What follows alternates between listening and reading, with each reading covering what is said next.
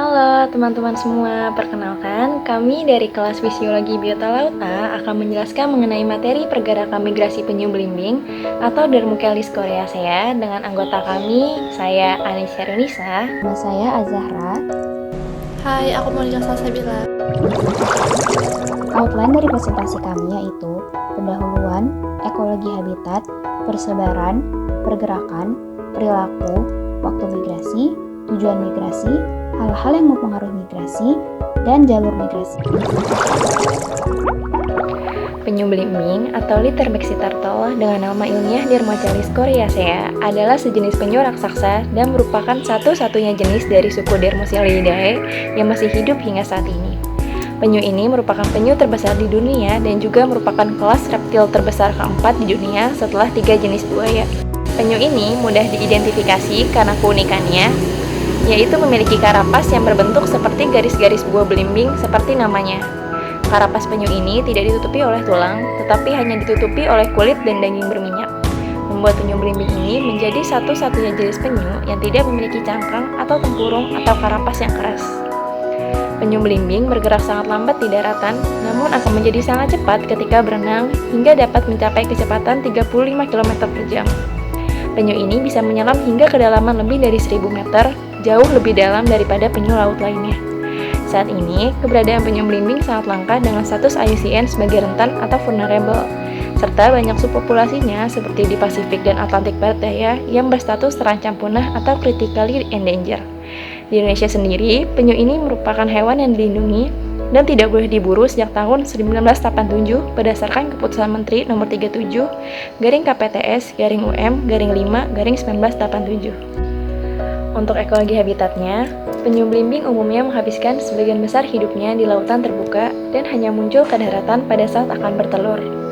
Penyu sangat bergantung pada pantai untuk bertelur. Untuk penyu belimbing sendiri menyukai habitat peneluran pada sepanjang pantai berpasir, mineral quartz atau kuarsa, dengan banyak pohon hibiscus, terminalia, dan pandanus.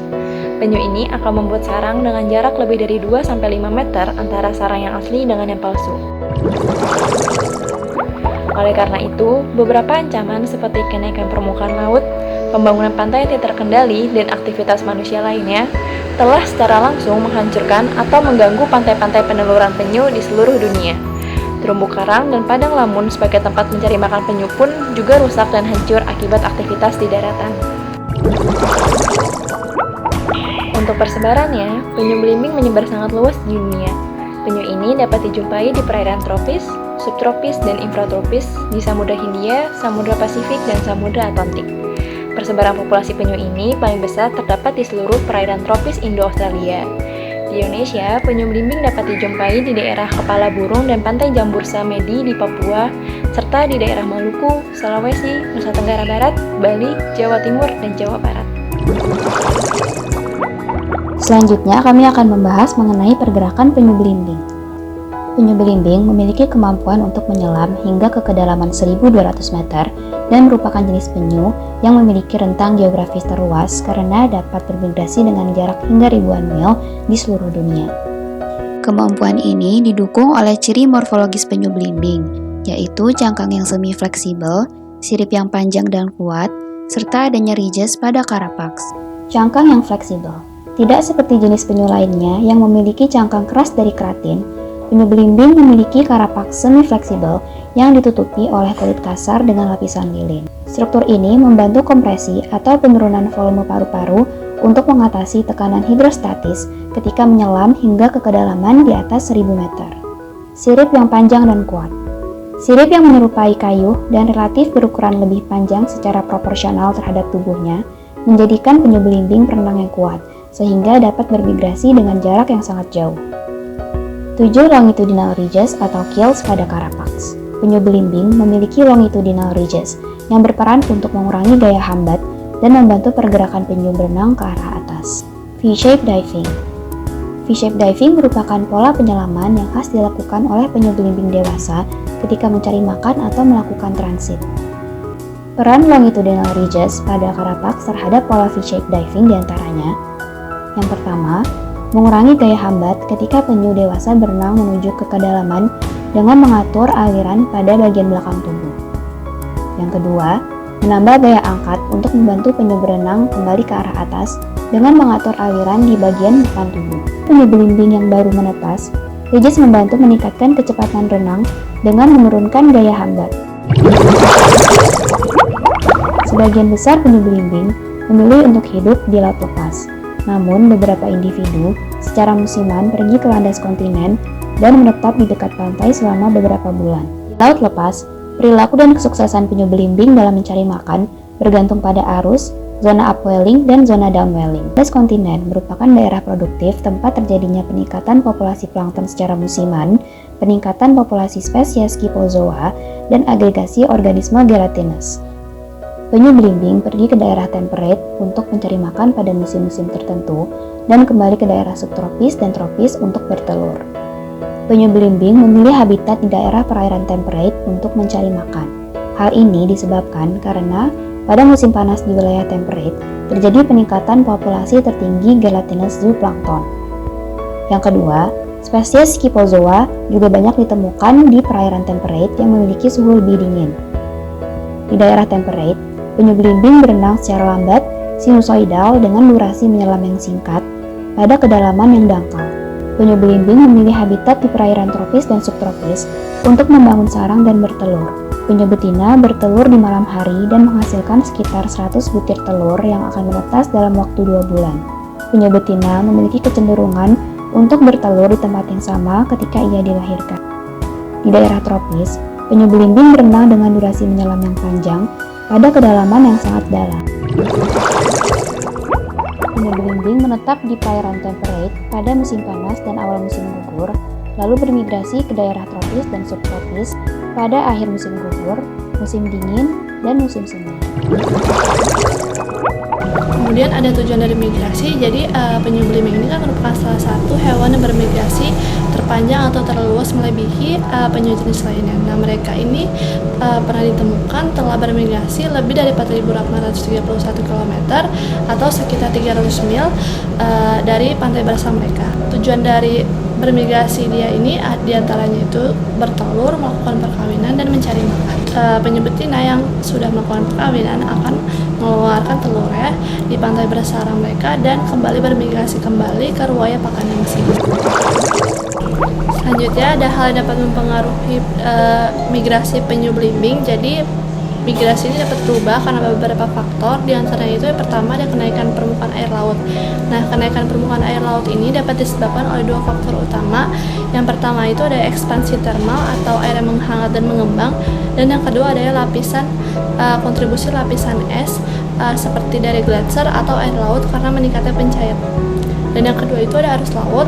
Jadi penyu laut ini memiliki hubungan sangat erat dengan arus laut yang merupakan faktor lingkungan yang sangat relevan yang mempengaruhi perilaku mereka di laut. Selain untuk distribusi mangsa planktonik yang ditargetkan oleh spesies ini, penyu belimbing yang dilacak satelit yang bergerak di wilayah samudra yang berbeda ini menunjukkan bahwa sebagian besar pergerakannya ini bergantung pada arus samudra utama yang memberikan jalur terbuka untuk penyu. Selanjutnya yang ketiga itu ada kelangkaan pakan di alam. Nah, sumber makanan utama penyu ini kan merupakan ubur-ubur. Nah, kelangkaan ini dapat terjadi apabila adanya penurunan populasi ubur-ubur atau mangsa planktonik karena ada predator lain seperti burung atau ikan. Kemudian ada navigasi, jadi ketika melakukan migrasi, penyu belimbing ini berenang di laut lepas yang jauh dari pantai, yaitu dasar laut yang sudah tidak terlihat, sehingga dapat menggunakan penanda dan sifat topografi dasar laut sebagai penunjuk arah. Karena hal tersebut, para peneliti memberikan hipotesis bahwa penyu belimbing bermigrasi di sepanjang subtropical gyre dengan menggunakan medan geomagnetik bumi atau posisi matahari di horizon.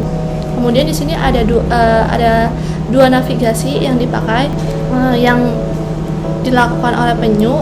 Di antaranya itu ada medan magnetik bumi. Jadi penyu belimbing ini menggunakan kompas magnetik untuk menjaga konsistensi arah yang dituju ketika bermigrasi.